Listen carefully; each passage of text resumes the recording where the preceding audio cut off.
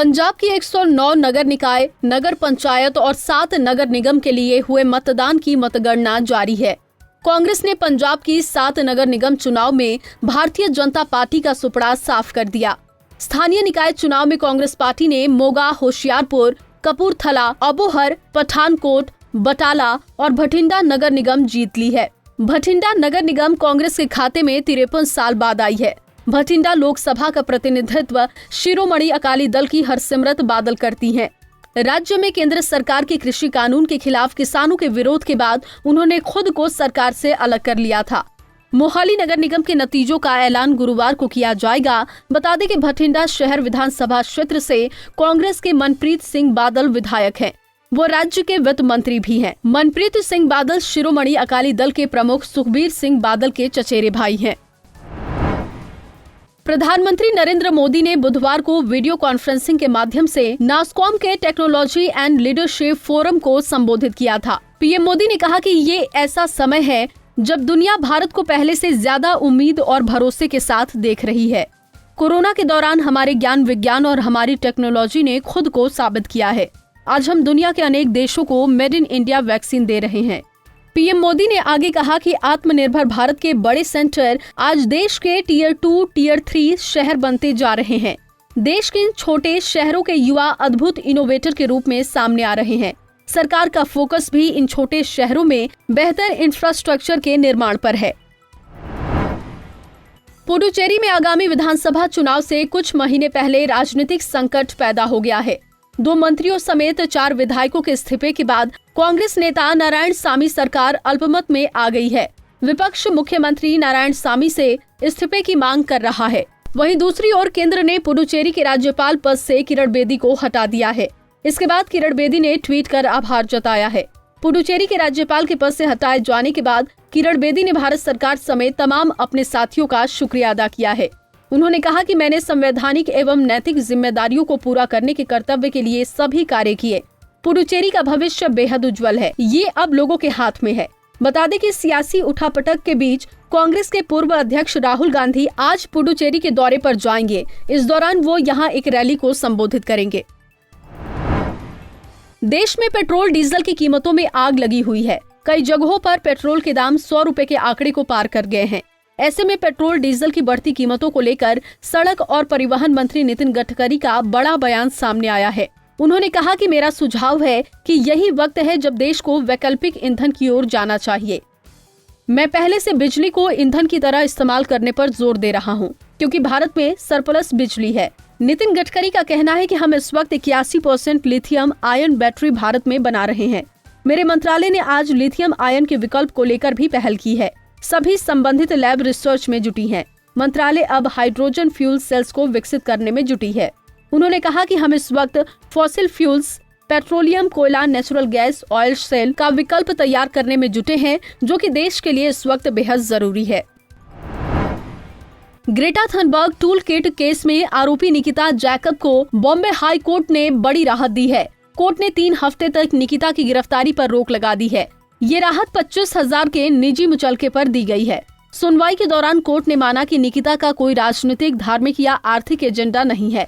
Court ने ये भी माना कि निकिता का घर 11 फरवरी को सर्च किया गया है और सामान जब्त कर लिया गया। साथ ही हाई कोर्ट ने ये भी कहा कि अपराध दूसरे राज्य में हुआ है, इसीलिए ये मामला उसके अधिकार क्षेत्र में नहीं है।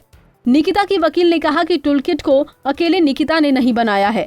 टूलकिट के साथ निकिता जुड़ी है, उसने रिसर्च की है, लेकिन ये सिर्फ कृषि कानूनों को लेकर जागरूकता फैलाने के लिए, इसके अलावा कुछ नहीं। हिंसा फैलाने का निकिता का कोई उद्देश्य नहीं था।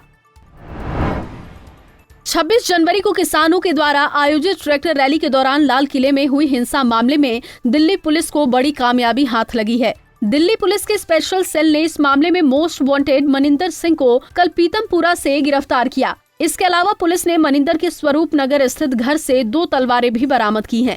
बहरहाल दिल्ली पुलिस मनिंदर सिंह से हिरासत में लेकर पूछताछ कर रही है। बता दें कि आरोपी मनिंदर सिंह 26 जनवरी को बाइक पर अपने 5 साथियों के साथ ट्रैक्टर रैली में शामिल होने के लिए निकला था। अपने साथियों के साथ ट्रैक्टर रैली में शामिल होने के बाद लाल किले में घुसा और वहां पर तलवार लहराते हुए डांस किया।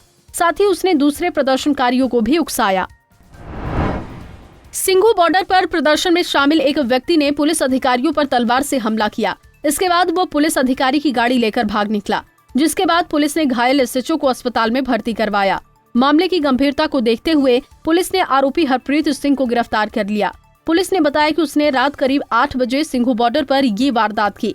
पुलिस के जवानों ने पीसीआर वैन से उसका पीछा किया। इस दौरान हरप्रीत ने मुकरबा चौक के पास फुटपाथ पर गाड़ी चढ़ा दी। इसके बाद वो एक व्यक्ति से बाइक छीनकर फरार हो गया।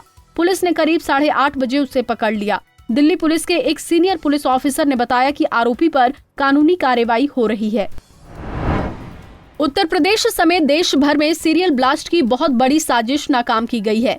यूपी की राजधानी लखनऊ में स्पेशल टास्क फोर्स ने 2 लोगों को विस्फोटक के साथ गिरफ्तार किया है। गिरफ्तार किए गए ये दोनों लोग popular front of India PFI से जुड़े हैं। STF का दावा है कि हिंदू संगठन के नेता इन दोनों लोगों के निशाने पर थे। STF के मुताबिक गिरफ्तारी के दौरान इन लोगों से भारी मात्रा में विस्फोटक और दस्तावेज बरामद किए गए हैं। गिरफ्तार PFI सदस्य वसंत पंचमी पर हिंदूवादी संगठनों के बड़े नेताओं को निशाना बनाना चाहते थे। इसके लिए PFI के कई लोगों को जोड़ रहे थे। यूपी के ADG law and order Prashant Kumar ने बताया कि इन दोनों लोगों के पास से 16 विस्फोटक, 1 पिस्टल, 7 जिंदा कारतूस, 4800 रुपए नकद समेत कई चीजें बरामद की गई। भारत को आजादी मिलने के बाद देश में पहली बार किसी महिला अपराधी को फांसी की सजा दी जाएगी। इसके लिए मथुरा की जेल में तैयारी भी शुरू हो गई है। मथुरा स्थित उत्तर प्रदेश के इकलौते फांसी घर में अमरोहा की रहने वाली शबनम को फांसी पर लटकाया जाएगा। निर्भया के दोषियों को फंदे से लटकाने वाले पवन जल्लाद अब 2 बार फांसी घर का निरीक्षण भी कर चुके हैं। सर्वोच्च न्यायालय से पुनर्विचार याचिका खारिज होने के बाद अब हत्या के आरोप में बंद शबनम की फांसी की सजा को राष्ट्रपति ने भी बरकरार रखा। ऐसे में अब उसका फांसी पर लटकना तय है। बता दें कि 14 अप्रैल 2008 की रात को शबनम ने अपने प्रेमी के साथ मिलकर माता पिता और 10 माह के भतीजे समेत परिवार के 7 लोगों को पहले बेहोश करने की दवा खिलाई, बाद में कुल्हाड़ी से काटकर मार डाला। सुशांत सिंह राजपूत और अक्षय कुमार के साथ काम कर चुके एक्टर संदीप नाहर की मौत के बाद मुंबई पुलिस ने उसकी पत्नी कंचन शर्मा और सास के खिलाफ मामला दर्ज किया है।